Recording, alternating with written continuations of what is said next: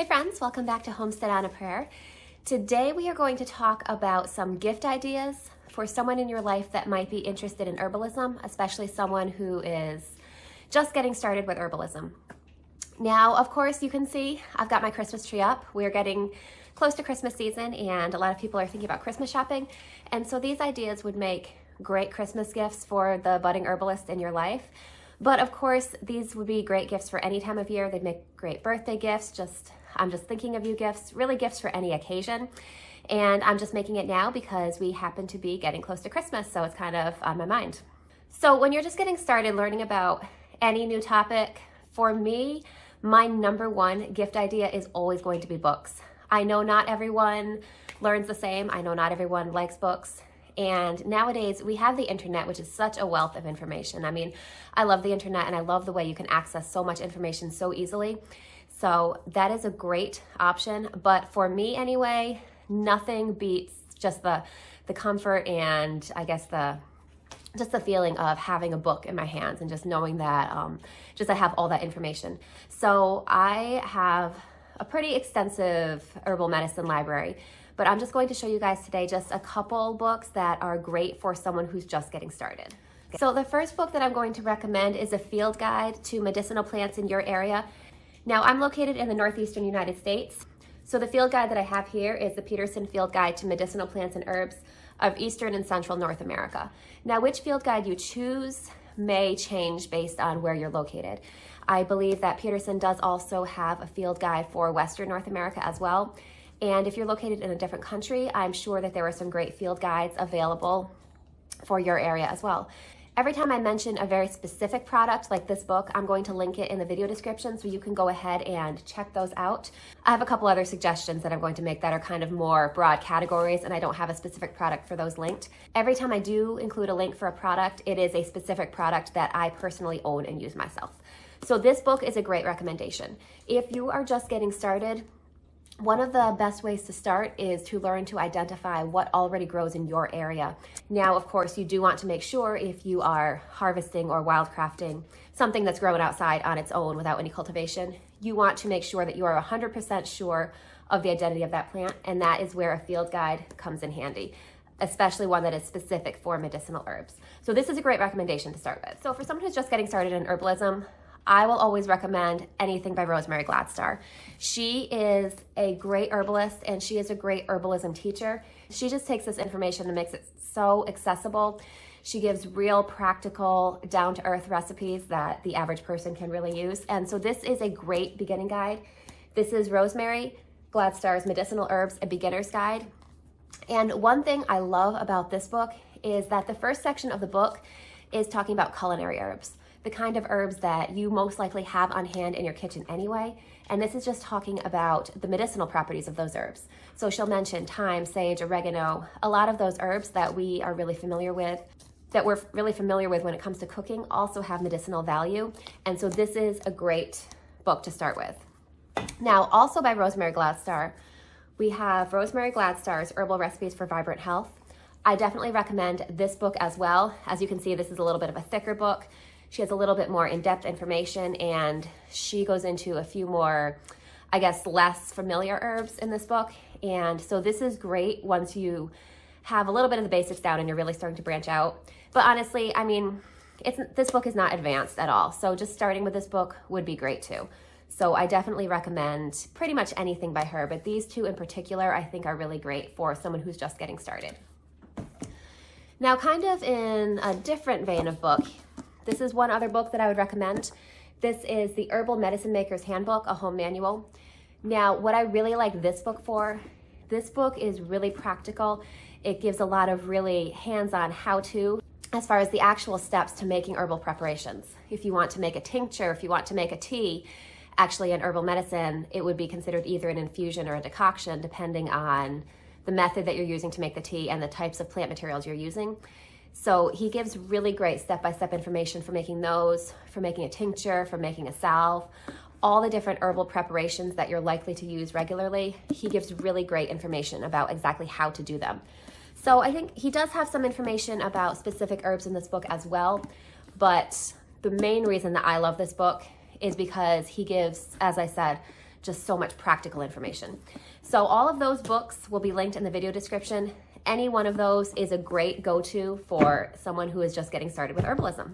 Now, the second gift idea that I recommend is basically tea accessories. So when you get into herbalism, you're going to be making a lot of tea. Many herbs are best taken as a tea, as I mentioned, either an infusion or a decoction. And when you use herbs to make a tea, you are most likely going to be making a loose leaf tea rather than, taking a tea bag. Now, you can get some great, really beginning herbal teas at the grocery store now. But if you are going to be making it yourself, customizing it, and it's going to be the most potent if you prepare it fresh. So I find that it's really useful to have just some tea accessories. Now, I have a tea brewer and strainer, which I could not locate this morning, so I'm thinking somebody in my family must have been using it. I couldn't find it for this video. But basically, if you go online, you can look for a tea brewer. Basically, the one I have, it's about this big. It just can brew 2 cups of tea at once. It has a cover, so it traps all of the steam and the volatile oils that will be basically activated by the hot water. It traps those from escaping. And then when you're done brewing it, you just set it on top of your mug. It has a strainer in the bottom, and all the tea will strain out into your mug. So that's great. I find that really useful. And on that note, a nice mug by maybe a local potter, local artisan in your area makes a great gift as well, maybe in combination with a tea strainer. So this mug I love. I kind of collect mugs. So I have a lot of beautiful homemade mugs, but this is one of my favorites.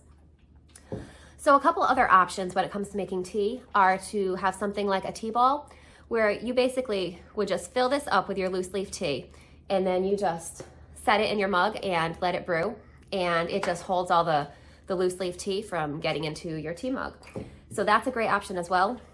I also do really like these. These are basically, they call them tea filters. These are basically single-use tea bags, and basically how it works is it's kind of like a coffee filter with a little pouch. So you just put your herbs right in here, and then you're going to let it sit in your mug and pour hot water in it and let it brew. And these are listed as 100% recyclable. I'm not sure if this is technically what you're supposed to do or not, but I just always take the tea bag with the tea material in it and stick it in my compost bin. I figure if it's recyclable, it will probably break down in the compost as well. So I just like to not have any waste that way. But these are great, especially if you are making individual tea for a lot of people, if you have a lot of guests over or something like that, and your little teapot won't hold enough for everybody. So that's a great option. So I really like these. And if you put together like a nice tea-based gift basket, that would be a great option. If you have like a nice mug, you have some single-use tea bags, maybe a tea ball, and maybe a bag of dried herbs or something like that, or a gift card to an herb company, that would make a really nice gift as well. Now, the third option that I have on this list is herb seeds. Of course, you're going to need to take into account the situation of the specific person you're buying for. Are they into gardening? Do they have access to garden outdoors, or are they living in an apartment? But if somebody is interested in gardening, I find that most people that are interested in herbalism also like to grow plants. Those kind of interests kind of usually go hand in hand. So some herb seeds would make a great gift as well. Now, there's lots of different herb seeds that you can find out there. There's so many different kinds, but there's a few specific herbs that I find are really easy to grow from seed and really rewarding. The seeds are really easy to find. So German chamomile is a great option that usually grows really easily from seed for most people. Calendula is a great option as well. I grow calendula in my garden every year. So just know, if you hear a little bit of noise in the background, my son is playing a game online with some of his friends, so that's what's going on. But anyway, so back to herb seeds. So calendula is a great option too. Calendula is so easy to grow, and the flowers have such a great medicinal value, so that's a great option. Lemon balm works really well. Catnip can be a great option. Tulsi or holy basil is a great option too. Echinacea. There's so many great ideas for herb seeds, and if you're not sure which herb seeds to get, you can always get a gift card to a seed company. Now, I will say the seeds that I mentioned are very commonly grown herbs, and you can probably find those seeds from really any mainstream seed company. If you're looking for more specialized or unusual seeds, there is a seed company called Strictly Medicinal Seeds. I think it's just strictlymedicinal.com or strictlymedicinalseeds.com. Either way, they have so many options. So if you're looking for some more harder to find, more exotic seeds, that's a great source for that. But as I said, if you want to stick with just the more common ones, then pretty much any mainstream seed company will have those available. So my next suggestion is an online membership to the Herbarium. So I took a pretty extensive herbal class online from the Herbal Academy, and they offer a service called the Herbarium. Basically, I want to say it's $50 a year. I'm going to look that up and let you know for sure. I'll put it on the screen here, but I think it's $50 a year for a membership, and there is a wealth of information. They have monographs on pretty much every herb you can imagine. You can go in, you can find all kinds of information about each herb. They have great informational articles. It's just a really great online encyclopedia of information. So a membership for a year to the Herbarium would be a great option for really anyone, not just a beginning herbalist. Really any herbalist would be really interested in that. So that is a great option. I will go ahead and link their website in the video description so that you can check that out too. So my next gift idea is amber glass bottles. Now, anyone who is getting into herbalism is going to need so many of these glass bottles. So I have these in various sizes. I have big ones, small ones. I have bigger ones than you can see here. I have some with little dropper tops. These are great for storing things like tinctures, or if you make blends with essential oils, it's great for that as well. But you want to get the dark amber color, because what this dark glass does is it protects your herb material inside from degradation, from light exposure, from sunlight or anything else. It will keep your herbal medicine as potent as possible. And if you've gone through the effort of making the herbal medicine, you definitely want to make sure it lasts. So any herbalist will definitely always need more of these and will appreciate these as a gift. So I'm going to link in the video description these glass bottles and also a style with a dropper as well, because it's great to have both types of those. So kind of going along with these glass bottles, the next gift idea that I have is a label maker. Now you can see I just have these little craft paper labels, which I actually really like these. I like these handwritten labels, but this is going to kind of depend on the personality of the person that you are buying for. Some people really like to have neatly typed out labels, especially if you want to include a lot more information on your label. You may want to have the option to have a label maker and be able to type all of that information out, because handwriting a lot on this little label won't really work that well. So depending on the person, a label maker might be a great option as well. Now, my next gift suggestion for an herbalist is a coffee grinder. Now, I have two coffee grinders. I use one for coffee and I use the other one for herbs. And I never want to mix the two, because I don't want coffee in my herbs and I don't want herbs in my coffee. So I got a second coffee grinder that I just use only for herbs. And honestly, I wouldn't really mind having a third one of these, because I do also use this for things like onion powder and garlic powder, things that are very strongly scented, and I would love to have a third one for things like that and one just for regular herbs. So this is just a nice, simple coffee grinder. I'm gonna go ahead and link this in the video description too, but really any coffee grinder would work well. So this next one is a great gift idea, especially if you like to shop local. If you have a local farm that produces their own honey and beeswax, that is a great option, because anyone who's getting into herbalism knows that you need raw honey, preferably local honey, but definitely you want raw honey, and you want beeswax. You're going to use beeswax when you make herbal salves, and you're going to use honey in so many different things. Honey is great to add to an herbal infusion. It's great if you're making a syrup like an elderberry syrup. You use it in fire cider. There's a lot of really common herbal remedies that use honey. And so a great high quality local honey and beeswax, especially if you get both of those and kind of do like a little gift basket, that would be a great gift option as well. Now, my next gift option is also one where you're going to want to really know the personality of the person that you're purchasing for. And that recommendation is a really nice journal that they could kind of use as a materia medica. Now, having said that, this is my materia medica. It's not all that beautiful. It's basically just a plastic binder. And then I just have all these pages with page protectors here. I like this because I like to take pretty extensive notes on the herbs that I'm learning about. I like to have a lot of space. Now, some people will also have kind of a travel materia medica where they just have their really basic Cliff Notes version, and then they'll have a more extensive one as well. So if you know the personality of the person that you're purchasing for, and you know how they like to organize their information, having a really nice journal, especially with some really nice pages that they could maybe do a watercolor painting of the plant that they're studying. You can see I just have, I'm not an amazing artist or anything. I just have these little pencil drawings of the plants that I'm using. But some people have a lot of talent for that and really get into it and make a really nice watercolor or something like that of the plants that they're studying. And some people would really appreciate having a nice journal. Now, I know that getting someone a plastic binder with page protectors may not feel like a really nice gift. So again, it depends on the person that you're purchasing for and the style that they like to use. Now, my next gift recommendation is a little bit larger. This kind of takes up a lot of space. Now, this is an herb drying rack. You can see this specific one that I have here has, I think, 6 layers here. Basically, this is a great option when you start harvesting your own herbs. And I actually have peppermint in here right now, so just handling this, I can smell some pretty intense mint smells. It's really nice, actually.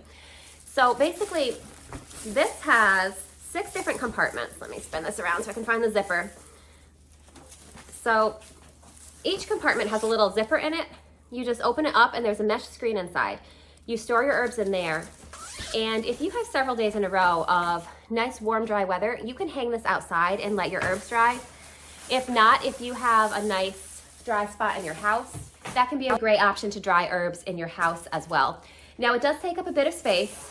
As you can see, it's pretty wide, and when it's stretched out, it's pretty long, but it really does come in handy, and I really find it useful. I really appreciate that it has the 6 different compartments, because if I'm going to be air drying multiple types of herbs at the same time, I don't want to get them mixed up. So I definitely really like this. Now, you can also use a dehydrator to dry your herbs. I prefer not to do that. I like to air dry my herbs because I find that the dehydrator, because it uses heat to dry, it's going to ever so slightly cook your herbs, and they're not going to have their full medicinal value. Now, there's plenty of people that do use dehydrators, so that's kind of personal preference. But I prefer to air dry my herbs when possible. So that was my 10 herbalist gift ideas. Now, kind of as a bonus 11th gift idea, I didn't include this one in the list because it kind of feels like cheating. But if you're not really sure what to get, a gift card is always a great option. And I know if I got a gift card to an herbal company, I would have so much fun, especially if I already had all the herbs that I normally use. I would have so much fun just picking out some new herbs to try.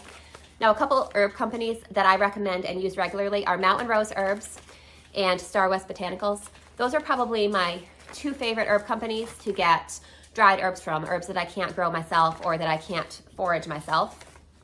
So a gift card to either of those companies would definitely be very appreciated by any herbalist in your life. So I hope that this list has given you guys some ideas. I think if you follow this list, then you will definitely find something for the beginning herbalist in your life. I know, I was gonna say when I was first starting out, I would have loved any of these gifts, but honestly, I would love most of these gifts even now. I already have a lot of them at this point, but if I didn't have them, I would definitely appreciate getting any of these as a gift. So I hope that you guys are inspired to find a gift that the herbalist in your life will really love. All right, guys, I hope you're having a great day, and I can't wait to see you next time. Bye, guys. See you next time.